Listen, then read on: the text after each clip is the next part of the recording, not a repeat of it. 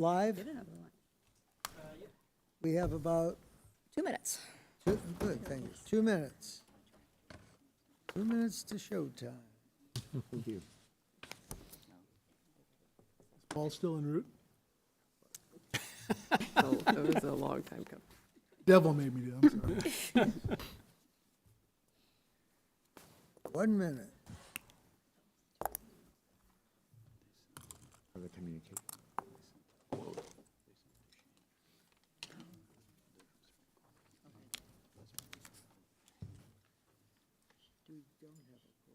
We do. We do? Yeah, 4.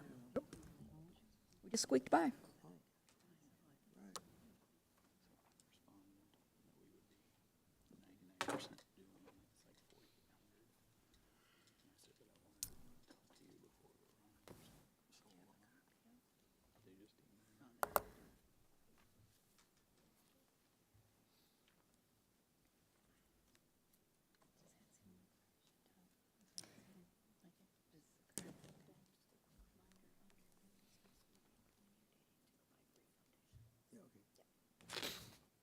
Well, it's 3 o'clock.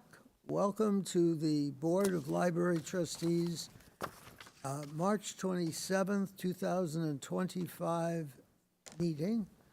If we can have a call of the roll. Mr. Eisbart, Present.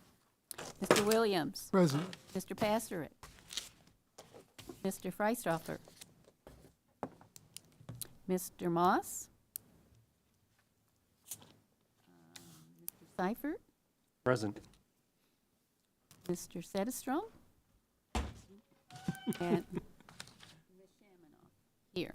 Okay, we have 4 in attendance. Where? 5 in Oh, attendance. good. Well, Okay. we have a double quorum. Good. Let's have a motion unless anybody objects to approve the minutes of the regular session of February 27th. I think we need to move to adopt the agenda first. Oh, yeah, that's a good idea. So I move to adopt the agenda. Second. Any discussion? All in favor signify by aye. Aye. Opposed by nay. Now let's move to the minutes, and I'll group them unless there's a reason not to. Don't hear any, so we'll combine the minutes of regular session February 27th of 2025, the minutes of the executive session of February 27th, 2025, minutes of approval of the claims March 12th, 2025. Can I have a motion? So moved. Thank you, Jim. Second. Thank you, Paul. Any discussion? All in favor, please signify by aye. Aye. Aye. Opposed by nay. Now, David, this is financial report. Yeah. And the last one, I'll tell you. So I don't really care how the financials. No. round it up. Yeah, that's right. It's all good. Yeah, but no. Really, there's only a couple of lines I wanted to bring to your attention on the financial report. A couple of lines spending ahead of schedule. One I'm not really that concerned with is training because it only has a $10,000 budget, and what's happened is we've had contracts that we've signed for, homeless trainings and management cohort that have hit early in the year, so it's showing the line at about 58% spent, but that may not go over budget by the end of the year, so we won't have an adjustment. The one that we will, I'm sure, have to make an adjustment is the second one, landscaping, and that really takes in the snow removal. This has been a challenging year for us, not just for certain storms hitting and the removal, but the nationwide bad weather that has hit has caused salt inventories and, of course, prices then to go skyrocketing. Darton and I had a meeting with our snow removal contractors, and they had brought it to our attention that the price of salt, they're being able to obtain salt at a price is just getting harder and harder, and they even inventoried and had contracts for it. But that line is way spending ahead. Again, I won't want to do anything until the end of the year because sometimes when you have a bad winter, you'll have a great summer where we won't have that much lawn mowing and stuff. But we'll keep an eye on that line, and if we need to move some money in, we will at the end of the year with the transfers. So that's the only two lines I wanted to bring to attention. As far as news and notes, I mean, obviously the thing that Jill and I are working on at this point is just the year-end items. We are slated for the State Board of Account audits that's going to be done by Crow again this year, to be starting around mid-April. So she and I and Carol have been working hard at getting all the schedules ready for them, uploaded. There's a couple of challenges this year, one of which is GASB has a new pronouncement. It's GASB 101. Gosh, I won't miss having to know those. But it has to do with sick time and compensated absences, and they want more reporting on that. So that's going to be new this year. That will go into our annual comprehensive financial report. We're getting that set. That's taken some work. Carol's been doing a great job of spearheading that side of it. And then, just the other portions that we need done earlier. I know I've mentioned before, and Jill mentioned last time, because of the need that we're going to have to change our budget calendar, with the needing to do a binding review situation this year, we're going to need everything moved up, and so we'll need the audit by them, the completed audit, earlier than usual. We're shooting and have asked them to have it done by May, the end of May, so that we can have that Act First sent into GFOA by, early June instead of into late June, because we're going to need that time for the budget period. So that's really what we're working on. Of course, I mentioned through the last point being the legislative session, we continue to monitor that and see. You're seeing a lot of news with other entities that are having to look at some pretty substantial losses, and we're not alone with that. Again, I guess we'll find out here within the next few weeks what the final budget legislation comes out at and what those impacts will be to us. But it's not something we can just sleep on, and so we're trying to keep on top of it and see what our options will be. Questions of David? What about, that's state funding, what about what's going on in Washington? Everything's getting cut. Are we exposed in any significant way? Not really. In fact, there had just been Susan had been monitoring, and I'll let her talk about the whole funding of the IMLS and that area, the Museum and Library Services. Susan, I don't know if you have an update on that.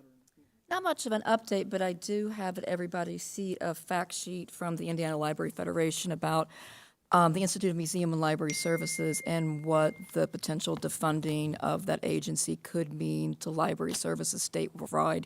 Dave is correct. We do not receive direct operating revenue from the Institute of Museum and Library Services.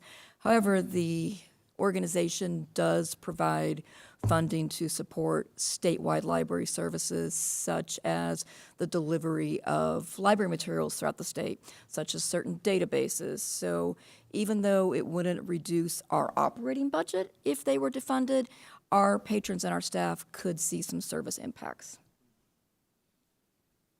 Yeah, our biggest impact will come from whatever happens on the budget legislation, as far as if there is the ultimate, decisions on property tax decreases, limitations on levy growth. Those are more impactful to us than the federal side.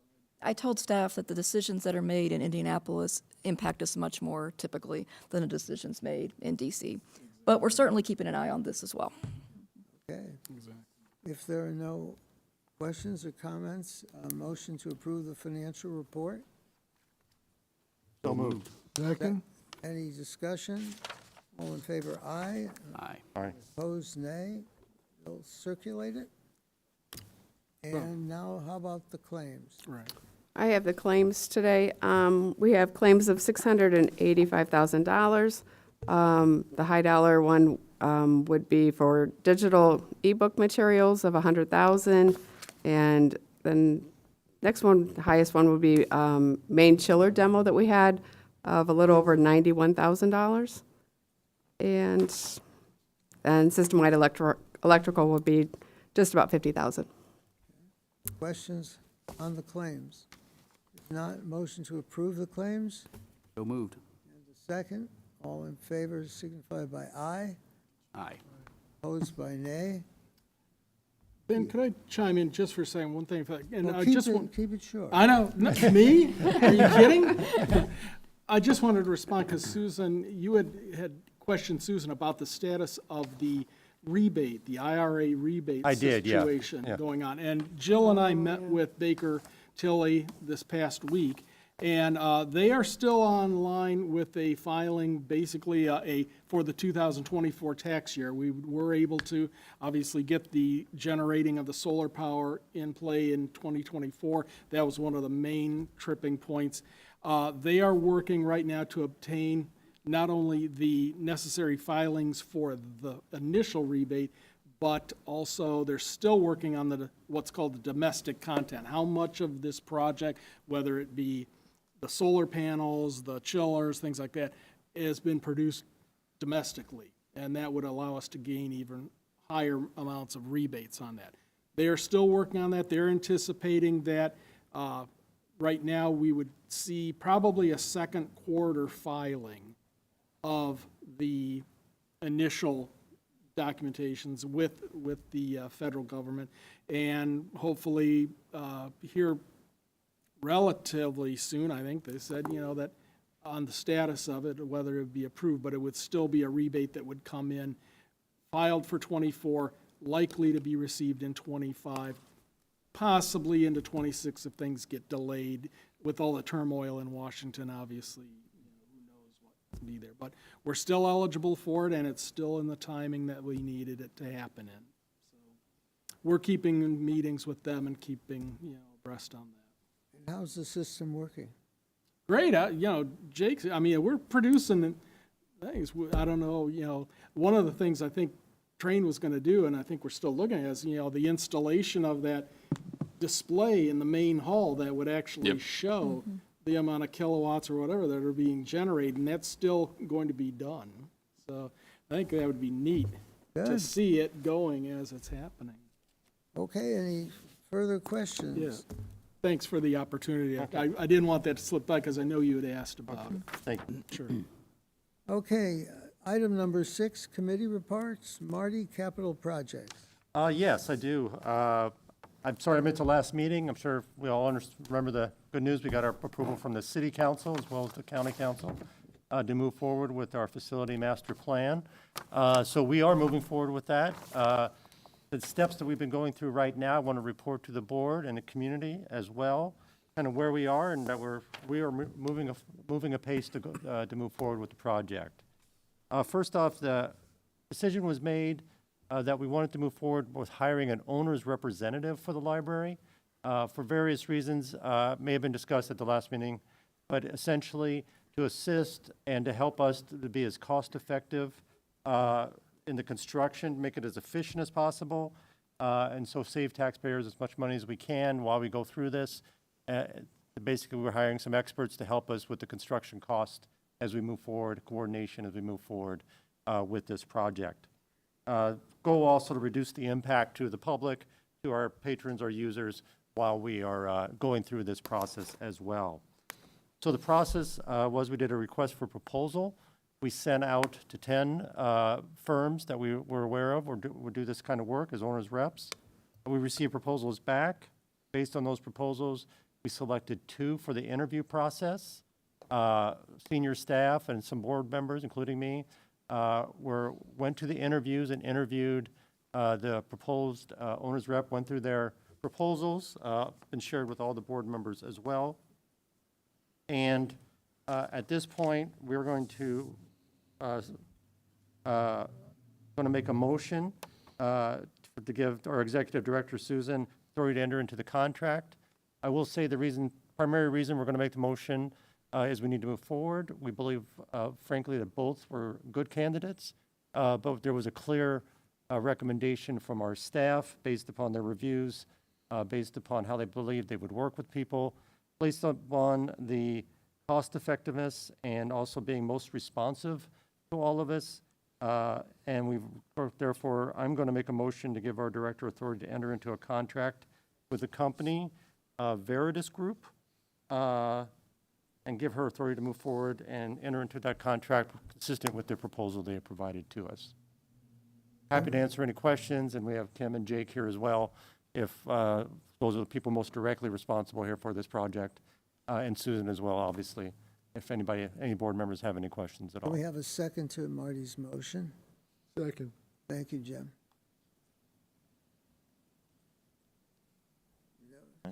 Seeing and hearing none, all those in favor of the motion to award the contract to Veritas, please signify by aye. Aye. Opposed by nay? Well, we have a construction manager. All right. Okay. Review of facility master plan. Related policies, yes. Yes, on the topic of capital projects, this is a carryover from the February meeting.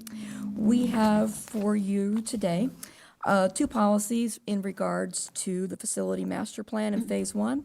One is site selection and property acquisition. The other is dealing with co-location and joint use of library facilities. These are policies that would be new to the ACPL.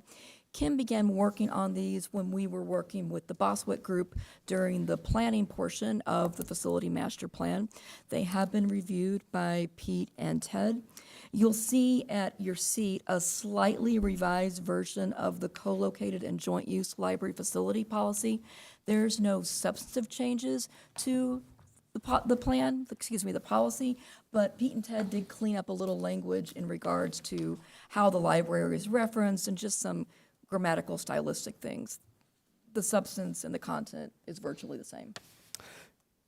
Both policies show review by Pete in May of 2023. One thing we didn't catch is to review that, to say that we've reviewed that in 2025 at the suggestion of the Board of Trustees at last meeting. So we do apologize for not having that for your review, but we have reviewed this to make sure there are no law changes or statutory changes that would affect the library's ability to utilize either of these policies. Questions? Just curious, I don't have any problem with the policies, but is there a particular reason why it's coming up now as a? This is the perfect time for it to come up as we enter into the real work of this project. Before we start acquiring land, before we start selling land, this is the time to do it. So our vendors, our owner's rep, our real estate agents, our architects, they will have a framework to help us make decisions. Seeing and hearing none, can I have a motion to accept the facilities master plan related policies and property acquisition, co-location, and joint use? So moved. Second. Any discussion? All in favor signify by aye, Aye. Aye. and opposed by nay. Well, we have it. Item 8 is the review of photography and video recording policy. Yes, speaking of new policies, here is another new policy for you to review. You have a draft in your packet. So this is a new policy for the ACPL on photography, recording, and filming. We have mention of these activities in our current patron behavior policy. We have never extracted it for its own policy. We think that we should do that, and making that recommendation to you.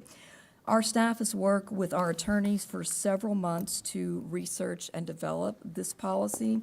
I don't want to read it entirely, but I do want to read aloud the first 2 paragraphs because I think it gives important context and background. So I will start. The Allen County Public Library is a public gathering space that is a limited public forum with respect to First Amendment rights. Members of the general public have the right to take photos or recordings in open public areas of the library for personal, non-commercial use subject to the terms of this policy. Library patrons also have the right to use library services without fear that their identity, location, or reading choices will be published, or that their use of the library will be hindered, disrupted, or otherwise interfered with, which right is one of the bases for the limited nature of the public forum and for this policy. The library has a legal obligation to protect activities related to its purpose under Indiana law and its mission, enriching the community through lifelong learning and discovery. Other activities, such as the right to photograph, record, or film, can be restricted if they interfere with library functions, operations, federal law, state law, or the ACPL mission. We believe that one, and our lawyers more importantly, believe that one key element to the enforceability of this policy is that it restricts disruptive content, but it doesn't put restrictions on viewpoints. Also, we did include in the policy an appeal process, so if someone's request to take photographs or take video in the library is denied, there is a process in place for them to appeal that decision. Ted, is there anything else you feel should be specifically Susan, addressed? you've explained it very well, but I'm here to answer any questions if there are. Can you give us an example of where this policy would be in play? Sure, I can. We do on occasion have requests from community members, and sometimes they're students or sometimes they're members of particular groups who would like to use the library as a setting for, say, a student film or a documentary or even some sort of public service announcement. So it would come up in that respect. We do have people who want to come take photos for their own personal use. It just gives some really helpful guidelines for our staff and for our security about what behavior is allowed. In general, we do allow photography and videography as per the First Amendment, but what we don't allow is disruptive behavior to the library. So what I think this policy does, it makes it clear that yes, photography and videography is allowed, but it does give some guidelines about what that looks like in a library setting, and does state that anything that is disruptive to people enjoying the library and or the staff doing the work of the library is not allowed. So if I'm at the reference desk and someone wants to take my picture, and I say, I don't want my picture taken, how's that dealt with? So that, if someone says that they do not want their picture taken, that would be disruptive to the work of the library and for that staff member trying to do the work that they are being paid to do. And that person would be asked to not take their photo. And if they did not comply with that, then our security guards would have a conversation with them and ask them to stop doing that and potentially ask them to leave the library.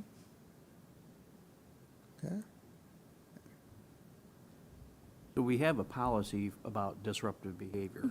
Are we kind of doubling down here, or, and is this just the future here? Are all public spaces going to have a policy like this at some point? I'm just curious. I think so. It's becoming more and more of an issue, and our security staff is getting more and more questions. And there can be some instances where it just becomes disruptive to the work of the library. We've had instances where other patrons have expressed concern. Why is this person taking photographs? So we determined that we really needed more meat on the bone to this, that just one sentence in our patron behavior policy didn't address the complexity of it and also didn't address some of the First Amendment issues that are coming up. Is that fair to say? Very good, once again. Yeah, excellent question, but it is. It's just a natural progression of what we have with the ability of everyone to monitor, take photographs, to make recordings, whether voluntarily or involuntarily on behalf of the patrons. It gives us the opportunity to protect our patrons who are here utilizing the mission of the library, which is for lifelong learning and private education. So I guess I'll just make it a little more direct. If I'm there and somebody's videotaping me walking through the doors, okay. If somebody's trying to videotape the exact books I'm checking out because they want to show what books is that I think is disruptive. And I think that could occur and probably something we'd have to address if it does. I don't argue with the policy. I think it's necessary as well. It's just sad. Yeah. Any further questions? If not, can I have a motion to approve the reviewed and updated photography and video recording policy? So moved. Second, please. Second. Thank you, Jim. Any discussion? All in favor signify by aye. Aye. Opposed by nay? Okay. Let's move to item 9 on the agenda, the change to fee schedule. Thank you, Ben. For your review is a proposed change to the schedule of fees policy. We are requesting an increase in the non-resident card fee from $90 a year to $95 a year annually. This is the fee that someone who is not a property owner or a resident of Allen County would pay to have a library card per year. This change is requested in order to remain in compliance with Indiana State Library standards. These standards require that the non-resident fee matches or exceeds the operating expenditure per capita. For 2024, our operating expenditure per capita was $94.90, as we discussed in last month's meeting when we reviewed the annual report. And for your reference, a list of 2023 non-resident card fees, and that is the most recent data available to me from around the state, is included in your packet. And even with an increase to $95 a year, we are still, I think, solidly in the middle. There are plenty of libraries with much higher non-resident fees than ours. And for reference, in 2024, we had 172 non-resident cards. Susan, and this is just, does a non-resident card also allow you to do the ebooks and everything if you want? It depends on the platform. Okay. One of our platforms does not allow it per their licensing agreement, but another one does. Interesting. Okay. Any other questions or comments? Okay, all in favor of the revised fee schedule for non-resident library cards? So moved? Thank you, Paul. Further discussion? All in favor signify by aye. Aye. Opposed by nay? No. Let's move to the executive director's report. Thank you, Ben. It's been a busy March. We've had several staff do presentations at state and national conferences. Our Rowland Center Educational Outreach Coordinator, Sarah Schoolman, and our Genealogy Services Manager, Allison Singleton, presented at the Indiana Association of Home Educators Conference, and that was held in Fort Wayne last week. There were about 800 homeschool families in attendance, and our genealogy staff also had a table in the vendor section, and that was very well received. And earlier this month, our System Services Manager, Nate Bernard, and our Collection Services Manager, Matt Etzel, presented at the Innovative Users Group Conference in Denver. Innovative, that is our, the parent company of our ILS, our Integrated Library System. We had some VIP visitors a few weeks ago. We had 2 executives from Google. They were here for a few days, in Fort Wayne for a few days this month, and literally their last stop on the way to the airport was a visit to us. And they spent about an hour here in the main library, and they were able to visit the Rowland Center, the Genealogy Center, and the Studio Maker Lab. And one of the Googlers, and that's what they call themselves, Googlers, they requested and received a very thorough genealogy consultation from one of our senior genealogy librarians, Kate, and they were very, very impressed. She said she would have a lot of reading on the airplane on the flight back home to Seattle. If you haven't checked it out already, I encourage you to do it today, because on display in the Crow Gallery through April 19th is Shining Stars. It's an exhibit of artwork created by students from Life Adult Day Academy called LADA. LADA is a program for adults with intellectual and physical disabilities, and it works to empower adults through education, social engagement, and creative arts. And our Grable branch manager, Rebecca Wolf, routinely does outreach visits to LADA, and she was instrumental in making this partnership. And several of us were there on opening day of the exhibit, and to see the pride in these students and having their artwork displayed in a real gallery was just really something to see. It was amazing. I have to say that I did visit that. Oh, and good. It's worthwhile. It's really Worthwhile. lovely. A lot of variety. It did an excellent job. In your packet is a hot off the press invitation to a night at the library. The tickets are officially on sale for $100 a person, or 4 tickets for $350. And the event is Saturday, May 10th from 6:30 to 9:30 here at the main library. It's the 2nd annual event, and it is a fundraiser jointly held by the Friends of the Library and the Literacy Alliance. You can go to the Literacy Alliance's website to purchase your tickets. Our new Program and Partnership Specialist, Esteban Correa, was recently appointed to the Greater Fort Wayne Hispanic Chamber of Commerce. I'm not aware of us having any board representation on that organization in the past, so we're really happy about that. To allow for more frequent and timely feedback, ACPL, thanks to Lorraine's leadership, has moved to a quarterly performance review system for 2025. So instead of a single performance review for staff at year's end, managers are holding quarterly assessments with their full-time employees and twice-a-year assessments with part-time staff. And we began this process this month, and as someone who has given out a few quarterly appraisals so far, I really like the method. I think it's a lot more meaningful for both the manager and the employee. So thank you to Lorraine and the HR staff for being innovative and implementing something new. How is that used? Is it for is that used for feedback for work performance, and is it tied into mid-year or sometime compensation change, or? It's not compensation, it's not merit-based, so it's just performance, attendance, behavior, just a general check-in. There's self-assessments twice a year, so the employee gets to have their viewpoint on the performance review, but the full-time staff get 4 small quarterly reviews instead of 1 year. Thank you. We've received some generous donations via the foundation to Dolly Parton's Imagination Library. We received $3,000 from Train, our longtime HVAC vendor, very generous. And also during Read Across America Week, the students of Canterbury Lower School raised $2,223.33. Don't forget the 33 cents. And I'll be going there in a week to receive that donation during one of their chapel ceremonies. Also, and this is late breaking news, but we had a great meeting with the executive director of the Clyde Theater earlier this week. So every Thursday in April at the Clyde, we will be there collecting money for Imagination Library. If you're familiar with the Clyde, they have different themes of local music every night, and Thursday is Nashville night, country night. So it's a nice tie-in with Dolly Parton. They are bringing in a special artist to do some Dolly Parton-esque acoustical music.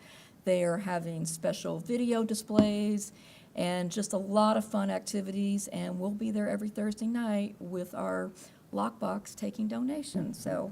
Any word from the state as to how they're addressing this? I don't have any new updates on that. I do know that the governor has asked the First Lady to be in charge of fundraising, and I know that those discussions are happening, but I don't have any definitive updates yet. Okay. And I will be the featured guest at the Fishbowl, which is a community leader speaker series that has been hosted by MKM Architecture for many years, and that will be on April 17th. And finally, at everybody's place setting is our 2024 Community Impact Report. So we always, or I say we, Asha and team, always put this out after we finalize the annual report. So this is hot off the press with our 2024 stats put in a very attractive graphical format. Aja and team released a press release about this earlier in the week, and it got some nice coverage. And also, it is being mailed to all of our local, state, and federal elected officials. Sounds good. Anything else? That's it with me. We have new business. Is there any new business that the board would like to bring to the table? We have a request from the Library Foundation that our soon-to-be retired CFO will become active on the foundation as one of our representatives. So I'd like to have a motion to that effect, and we can discuss it, and you can go out of the room. In case Can I go to the cake? Can I have a motion? I will be happy to move that we appoint David Sederstrom to the Island Cumberland Library Foundation Board. Got a second? Any further discussion? All in favor, aye. Aye. Opposed, nay. You don't And Ben, if I may, I would like to note that today, actually, literally today, is Dave's 25th work anniversary. That's right, that's right. I wanted to make it beautiful. Yeah. Thank you. What we forgot to tell you is that at 30 years, you get a gold watch. So Awesome, awesome. You notice I don't have one. That's the so point, stay we another speed 5 it up, years. You know, it's like, yeah. Well, thank you for that, Susan. While I have a moment, I just wanted to say, you know, again, this is the last meeting I will be acting as your official CFO treasurer, but I just wanted to tell you, what an honor it has been to be entrusted by you to run the finances of the library. It's been something I've enjoyed every day, and I couldn't have asked for a better team to work with. You're going to be in good hands with Jill, and Susan and the leadership team are fantastic. So I look forward to staying in touch with the library, but thank you for that opportunity.